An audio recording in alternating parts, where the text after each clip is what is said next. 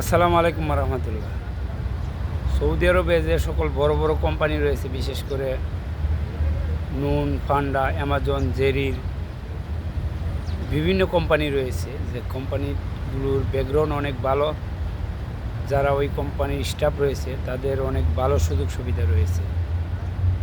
তবে এই সকল কোম্পানিতে প্রবাসী বাংলাদেশিদেরকে ভিসা কেন দেয় না, বা সরাসরি ভিসা নেই কেন? দেখেন, বিশেষ করে এই সকল কোম্পানিতে কোনো লেবার পোস্ট বা সাধারণ কর্মীদেরকে কাফেলা করে নেওয়া হয় না।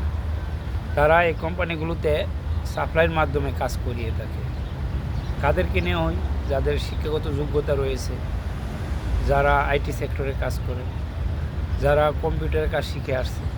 হ্যাঁ, এই সকল অভিজ্ঞ লোক, বিশেষ করে ইন্ডিয়ান, পাকিস্তানি বা শ্রীলঙ্কা, ফিলিপাইন, ওই দেশের নাগরিকরা কিন্তু এই কোম্পানিগুলোতে কর্মরত রয়েছে।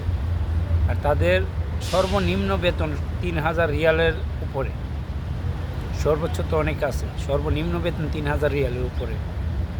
তো অনেক ক্ষেত্রে এই কোম্পানিগুলো প্রবাসী বাংলাদেশিদেরকে যাদেরকে নিচ্ছে বা নেওয়া হচ্ছে, কিভাবে নিচ্ছে? তাদেরকে যদি ভালো কাজ জানে, ওই কোম্পানিতে সাপ্লাইয়ের মাধ্যমে কাজ করে, তাহলে তাদেরকে কাফেলা করে নেওয়া হয়। তবে সরাসরি ওই সকল কোম্পানির ভিসা, ভালো ভালো কোম্পানির ভিসা বাংলাদেশে খুবই কম যায়। এখন বলতে পারেন যে তাহলে এতগুলো প্রবাসী বাংলাদেশিরা কিভাবে সৌদি আরবে রয়েছে? আমি প্রথমেই বলছি, ভালো ভালো যে কোম্পানিগুলো রয়েছে, আর যদি কোনো বাংলাদেশি ভালো কাজ জানে, অভিজ্ঞ বা শিক্ষিত, তার যোগ্যতা রয়েছে, সেক্ষেত্রে তারা কাফেলা করে নেয়। তবে সরাসরি বাংলাদেশে ভালো ভালো যে কোম্পানিগুলো রয়েছে সৌদিতে, হাই কোয়ালিটির যে কোম্পানিগুলো, ওই কোম্পানি ভিসা বাংলাদেশে হতে পাবেন না। এখন ট্রাভেলস এজেন্সি বলেন, রিক্রুটিং এজেন্সি বলেন বা দালাল বলেন, যেই যত সাফাবাজি করক না কেন, আমরা এই সেক্টরে কাজ করি, আমরা জানি সে যত সাফাবাজি করে। মনে করেন সাফাবাজের বাংলাদেশি দালালগুলো আর ট্রাভেলস এজেন্সিগুলোর সাফাবাজি হচ্ছে অতিরিক্ত মাত্রার। কারণ আমরা যারা বিশেষ করে ফিজিক্যালি কাজ করতেছি, আমরা বলতে পারবো আসলে বিষয়গুলো কী।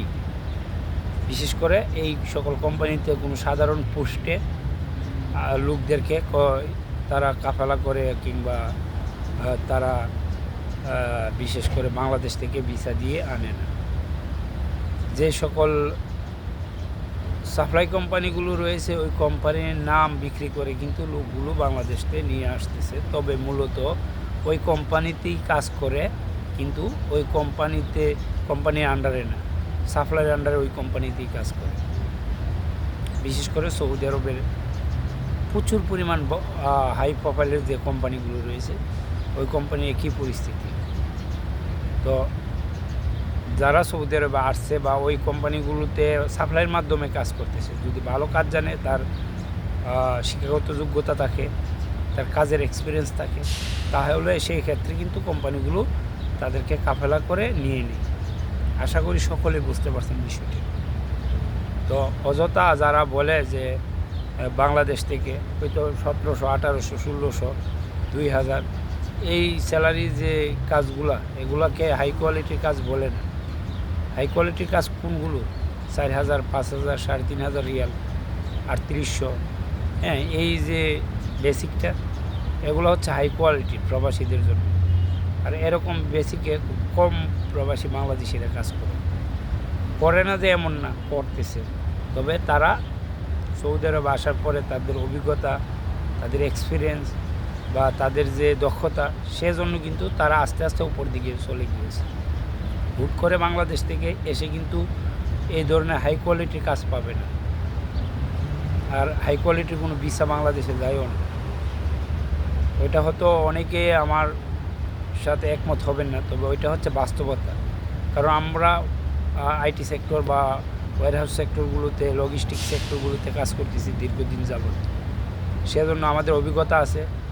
আমাদের কোম্পানি শুধু একটা বা দুইটা না, শত শত কোম্পানির সাথে আমাদের যে কোম্পানির লেনদেন কিংবা আসা যাওয়া কিংবা তাদের সাথে যে সম্পর্ক, সেই সম্পর্কের কারণে কিন্তু আমরা এই বিষয়গুলো অবগত আছি। আশা করি সকলে বুঝতে পারছে।